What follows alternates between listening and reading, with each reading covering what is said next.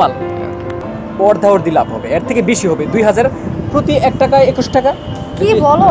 হ্যাঁ সত্যি? অর্ধা অর্ধি বেশি টাকা। এখন আমি চিন্তা করতেছি ওর কাছে যদি আরো দিন থাকে হ্যাঁ ওটা টাকা কি আমার এই কিছুদিন আগে টাকা নিলাম, এখন কি আর টাকা লাগে? তাহলে বয় একটু বো